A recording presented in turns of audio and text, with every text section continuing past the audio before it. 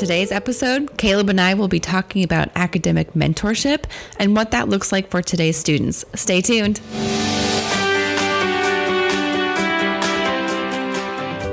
What up, everybody? It's snowing. Hey, guys, this is Caleb. And Jill. And it's snowing. February 12th, and it's snowing. But it's the last snow of the year. I'm guaranteeing that. You better knock on wood. Yep. I'm going to come back to you and hold you accountable for this, because if it snows again, it's on you. What's going to happen? Nothing. I don't know. Think about this. It's February 12th, and there's really no precipitation in the forecast after this little downfall. For now. For right now. And then, like next week, it gets in the 50s. Once it's in the 50s consistently for a week, I feel like it kind of stays there, and then we're almost in March. Yeah, maybe. I see. You sound like Debbie Downer right now. My world. Maybe. Growing up, just call me Debbie. Growing up in Denver. Danny Downer. Growing up in Denver, the two snowiest months of the year are March and April. Right. And that was when you were in Denver. For sure. But I'm a product of my upbringing. I'm calling it. I think it's going to snow one or two more times. Okay. Well, fans, No, I don't. I'm on board with fellow listeners. Who do you think is right? Oh, shoot. We're going to post it on our IG. We're going to have a little poll. Is it over? Or are we getting more? Team Jill or Team Caleb? I hope I'm wrong. Me too. So I want to be just on so Team I'm Jill. right. You would. That does sound right, doesn't it? I know. That's cool. Anyway, I'm just over this snow. This is a very pretty snow. It's that big flakes, heavy falling. Right. But then tonight it's supposed to freeze, and it's going to be horrendous. Didn't we see that it was going to be like -9 wind chill tomorrow? By 8 o'clock tomorrow, -9. It's going to feel like -9. Oof. Yeah, no, thank you. That's why I'm ready for summer as well, and I hope this is the last snowfall. Yeah. Actually, it's not so bad when it's snowing and cold. I feel like I can handle that. But if it's just cold, ugh. Oh, really? I'm over it. Huh. Put me on a beach. Yeah, I just would prefer warm all the time. I know. Actually, I kind of like seasons. Don't get me wrong. Like, I love fall and the changing of the leaves and all that. Yeah. And we don't get that if we don't get winter, right? So, fine. Whatever. I'll lean into it for now. Okay. But I just wish the fall and the spring were a little bit more extended. Yeah. No, for sure. I get it. But Kansas City does have a really good all 4 seasons. Yeah. I mean, they really do. Absolutely. We get them all. It's fine. I mean, I'm going to stop complaining about it now. It's not like the Northeast where we used to live, and winter was like literally from the beginning of October until mid-April. Yeah. And it was a long winter for me. The snow piles, I was not ready. Massive. They don't melt until July. Ooh, nope. Big brown snow piles. Ugh. Not for me. Not for me. On today's episode, we're going to be talking about academic mentorship. Yeah, this is kind of exciting. Yeah, it is. So, again, this is going to be building off a product that we've had in the past, and it's kind of morphed a little bit over the years. And then we're just excited to kind of launch something with a little bit more structure and intentionality. And this is going to be great. Yeah, I feel like a lot of students would really benefit from this for sure. So I'm just going to say the definition, and we'll kind of play off of that exactly what it is. A positive role model of a successful student who supports their mentee by giving academic advice, sharing resources, and caring about the student's success. Absolutely. I feel like these are like 3 really basic things, but very important. Right. Especially in the development of a person, right? Mm-hmm. Like, and finding the right person to do this, right? Not everybody's going to be well equipped. Right. Or maybe they're equipped in one area, but maybe not the other 2. Good point. So something we're going to really focus on is helping our mentors, right? Mm-hmm. Really become really skilled at all 3 different levels along the way.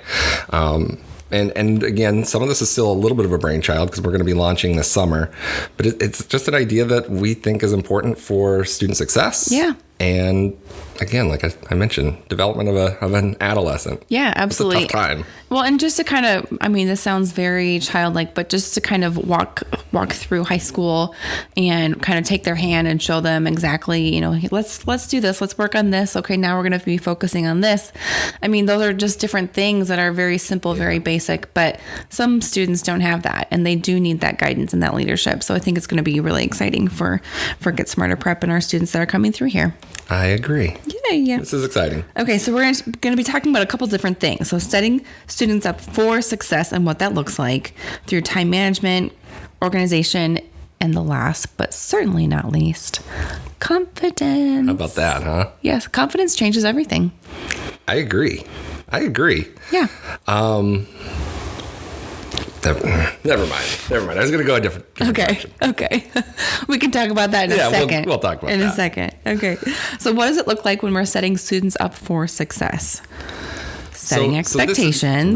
So this is really the planning stage, helping students kind of have foresight, just beyond today or tomorrow or this week. Like some of this planning, we need to look a semester ahead or a year ahead. And some of that is just a tough thing for children or young people to do. So that'll be the first piece, is just trying to help them kind of set those expectations for the short term, the midterm, and the long term. Yep. And we have a roadmap to success. I know we've talked about this on podcasts before, but it's just a good visual for students to look at. Yeah. And you just follow the path. Okay, as 7th, 8th graders, this is what this is going to look like this year, what you should be preparing for. Freshmen. To high school, freshmen. Yep. Sophomore onto college, what we need to look for, before college, and then even beyond college. Career development. Yeah. That's another piece that we're really excited about here at Get Smarter Prep is, and again, maybe that'll be another podcast down the road, Yes. but the idea of helping college graduates or just individuals in the 18 to 22 range kind of launch successfully. Yeah. So I love, speaking of that, just the career assessment test. I do too. I think that's so interesting. And I wish I would have done something like that in high school, just to kind of figure out, all right, this is definitely not my jam over here. Over here. Don't even worry about it. Even if you're thinking, oh, well, my friend is doing that. I think I could do it. Maybe. Yeah. Nope. Don't even waste your time. Clearly, that's not your forte. Yep. But over here, you can do this and this and this and this. And it's something that you're going to really enjoy and you're going to be successful at it. A game changer, right? Yeah. I mean, if you asked an average high school student about like all the careers that they know, maybe they get 24 max. Yeah. And there are thousands of careers out there. Yeah. It's kind of mind blowing. So I think it opens students' minds a little bit and helps them see kind of all the opportunities and how different jobs are going to be. Yeah. And the cool thing is with this, it's going to take into students' interests, but it's also taking into account their skills. So again, maybe you prefer working alone, but being an engineer or an actuary is not a good fit because you don't like math and you're not good at math, right? Like lean into your skills, right? If you're a verbal kid, do something where you're going to have a chance to talk with people and interact and use those skills in a different way. Yep. And it's kind of a process of elimination, right? I mean, sometimes that works best for students as opposed to, I want to do this. I know I want to do this. This is what I'm going to go for. Right. Some students, that's wonderful. They know exactly what they want. But others, it's this big world with so many different choices and experiences. And I think I want to do this. I may want to do this. I kind of want to dabble in this. But if we have that process of elimination, actually, this is not really a good choice for you because you don't like doing this, or your skill set isn't really strong in this area. What about this over here? Yeah, it's kind of a related position, but it's different. Yeah, and then kind of looking at your majors from there, and then looking at the schools that have the majors. So it's really a successful skill to hone in on, absolutely, take advantage of for sure. It's also interesting because it gives us an opportunity to talk about some of the process to get to a certain position, right? Yeah. Like maybe the student is very well suited for a management role. Well, you're not going to graduate high school, graduate college, and move right into management. Right. It's not going to happen. Yeah. So understanding and planning for what is this development going to look like? How can I prepare for that next step in my career? And not just assume, oh, this is what I should be doing, so just put me in it. Yes, right? like every college student thinks, okay, I have my degree. Let's look at the difference, career builder, monster. Yeah. Oh, wait, you need 4 years of experience. Right. I don't have 4 years of experience. I was in school. Exactly. That was so frustrating, I think, for me. Yeah. And I mean, I'm sure every college student. I totally agree. It's even interesting. I have a niece who just graduated from PA school, physician assistant school. And it's interesting to see so many of the jobs require a minimum of 2 years experience. Right. And it's kind of crazy because like she can prescribe medicine. She is like very highly skilled. Yeah. But they're still expecting some kind of experience even though she just graduated. Yeah. Yeah. So, and then to start a job for 2 years, knowing this is just, just a little bit of a holding spot. Yep. And honestly, oftentimes when they say 2 years, they want some kind of experience. Yeah. Right. Yeah. So again, maybe even in that position that you're in, you'll grow into another role more quickly than that. Yep. Again, demonstrating competence and doing a good job at what you're doing. But. Exactly. Yeah. So yeah, that's how a mentor can kind of help the student, the mentee, setting those expectations, setting those goals. Let's be realistic. Yeah. We talk about this a lot. Setting realistic goals. Again, it translates over into adulthood. Absolutely. You can't really come in with a 23 on your ACT and say, I want a 10-point jump. I want a 33. Just automatically. Yep. 6 weeks. I need a 10-point jump. Wouldn't that be amazing? That would be so awesome. I would do a lot of things for that, but it's unlikely to happen. Right. So setting those realistic expectations. Exactly. Yes, exactly. Very good. And working through those goals together. Right? For sure. So again, kind of that hand holding, let's have a meeting. Let's talk about this. How are you working towards this goal? Exactly. What's next after this goal? And regular check-ins, right? I think that's an important piece. It's not just setting a goal and leaving it, right? Like even organizationally here at Get Smarter Prep, like I come up with a yearly plan and a 5-year plan, but I don't just like create it and then move on. Right. I try to revisit that as frequently as I should. And I should do that even more than I do. Yeah. But it's an important step is the check-in piece. Absolutely. I 100% agree.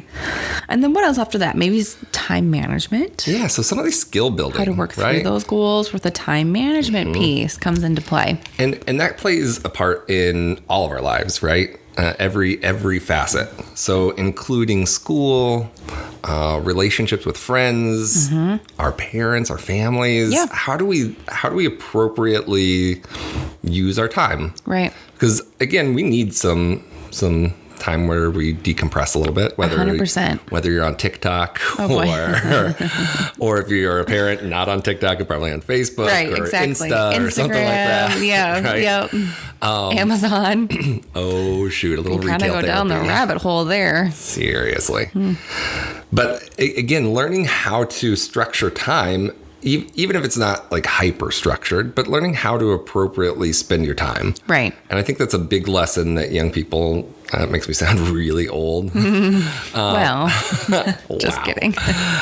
to help them just maximize the gifts that they have and the time that they have. And again, sometimes when we're young, we just think, we have forever. Right. Like, why don't I just go do whatever I want right now? Yep. But again, it's those habits that we create. And again, we want to have a good work-life balance for sure, but that also includes some work along the way. Exactly. Well, and that kind of brings me to my next point of just the responsibility piece, right? So I know for me, when I was in high school, I mean, this has kind of been a part of me forever, but if I have a list of things to do, I can't really settle down and truly relax unless that list is at least partially checked off, right? I mean, there's so many things that I still have to do in order for me to sit down and read a book or sit down and have a nice cup of coffee and just relax and chill out for a little bit. But same for, high school students, learning that responsibility piece of, hey, I wish we could do this or I wish we could do this, but there's a couple different things that we need to do beforehand. Exactly. So, just making sure they do that. And I think a lot of our students are very good about that piece. I agree. Doing your homework, getting your homework done before your next study session, coming to office hours. And I think they're generally way better at it than what culture or pop culture kind of stereotype students as. I think so too. Yeah. Again, there's this idea that students are instant gratification. We want it right now. And I think there are instances, there are things, whether it's social media or whatever else. Yes. But I think most of our students, and maybe I'm being naive, but I think they're pretty good at balancing that idea and knowing that they have some kind of responsibility. And again, I even see a difference between sophomores and juniors in this regard, right? The maturity level that happens in those 6 months or a year, whatever it is amazing. Yeah. Right. So just kind of gaining some new skills and maturing a bit some of that just happens naturally. We Right. just want to be able to help facilitate it and accelerate that process a little bit. Yeah, I agree. And I also think maybe having a part-time job or being in sports, that yeah, for also sure. really helps students be more Agreed. responsible because they're on a team now. Yeah. You know, they're part of a work environment. They have a Responsible for boss. Someone other than themselves. Right. So I think that really comes into play as well. Yep, agreed. Another piece of the skill building side is going to be organization, right? And sometimes it goes hand in hand with time. Talking time my management. language. Oh, shoot. I love being organized. A little Marie Kondo. No, not Not like that hardcore. Not that extreme. I like things. I like having my things, but yeah, just being organized. Yeah. I feel like I get really cluttered in my brain. You know, if my house is messy, if there's toys everywhere, if I still have some laundry to fold, if there's dishes in the sink, you know, if I still need to clean the bathrooms or dust or whatever it is, make my bed, you know, once I get all of those things done, then everything looks more pretty too. You know, it's Right. just, the house is pretty. There's a candle lit. It smells good. Now there's relaxation in my physical as well as mental. I get you. Yeah. I get you. But I don't want to give everything away. Sometimes I do. Sometimes. A couple times a year I'll go through things. But Right.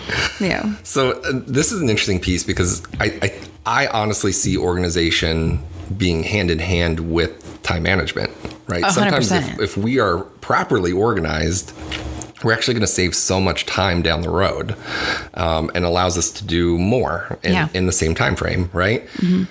On the other hand, I know students who take that organization piece to the extreme, and it's about the organization, not about getting the project accomplished or managing their time properly. Because they will spend, again, this is a little bit subjective, but also sort of objective. They'll spend 4 or 5 times longer than they need to on that organization piece. And now you just stole so much time. And then there's so much added stress. And they get hyper focused on one thing. Yeah. So some of it is going to be understanding like how do we organize properly, either a little less than what you are now, or maybe it's considerably more because you're not doing any organization. True. And your backpack Depending or your on the locker student. looks like a mess. Oh, yeah. Or even just properly using a planner. Like, I mean, there's a lot of pieces there that can really help us out. Absolutely. I agree. And that kind of also stems from grade school to middle school to high school.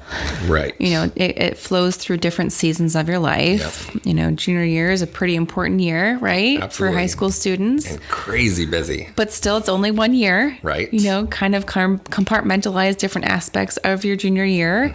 Keep on moving, keep on flowing. The ACT is one part of that process. Right.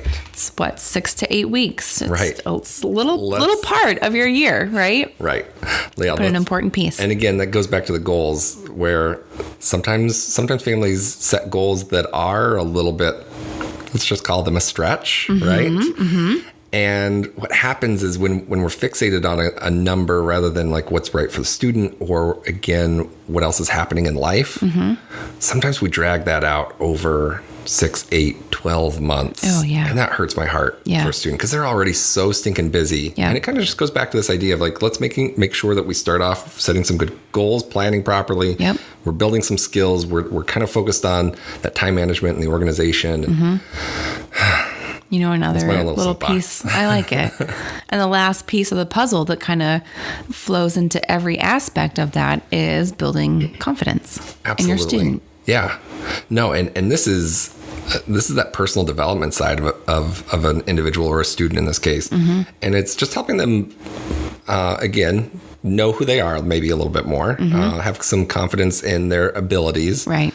And just finding some satisfaction or pride in their work. Yeah. Things like that. On a personal level, but also, as we're talking about an academic mentorship, it's really nice to be praised for good work. I mean, I'm thinking about my 4-year-old, it's like, oh, good job. You picked up your toys without having to, get after you so many times. Pick up your toy, please. Pick up your toy, please. Pick up your toy, please.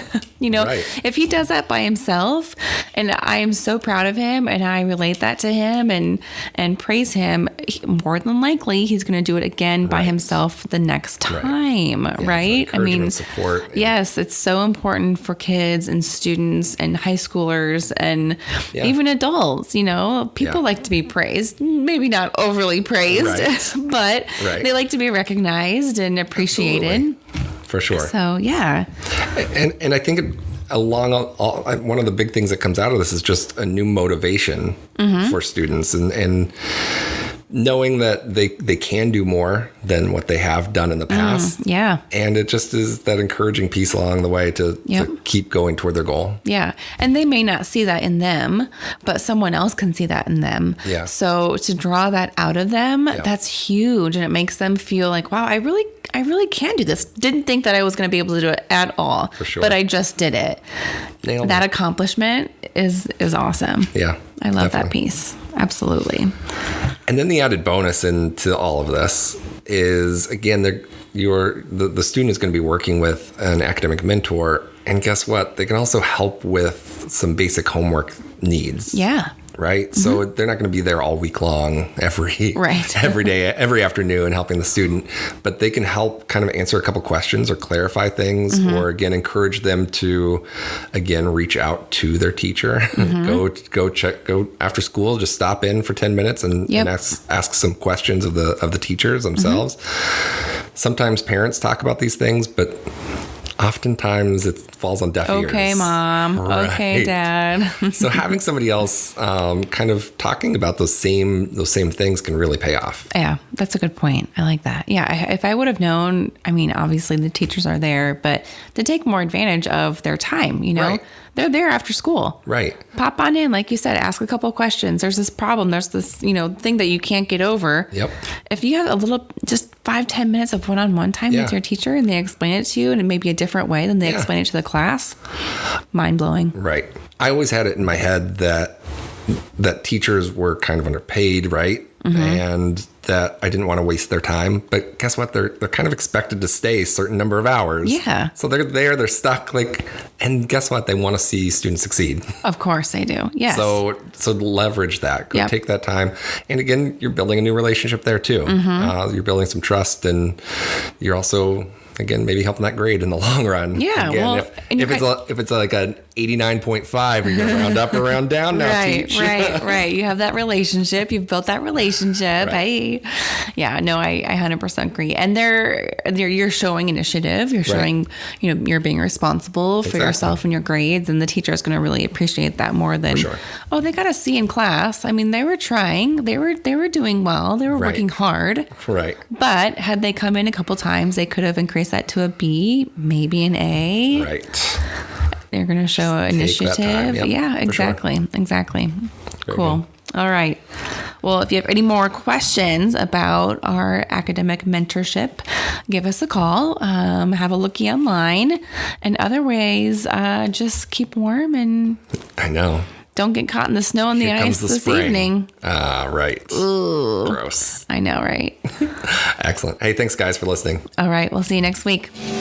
High school can be tough. We'll help you navigate some of the areas you need help with, including the college preparation process, by providing advice for families. Every student is different and has a unique path. That's why we created this podcast. Our innovative and intentional approach builds confidence in the individual student. Listen each week to find out how students can score better on college placement tests with techniques and methods that build confidence, beat test anxiety, and identify strengths within each student. You're listening to Simply Smarter with hosts Caleb and Jill. Check out our blog at GetSmarterPrep.com for more college prep related topics.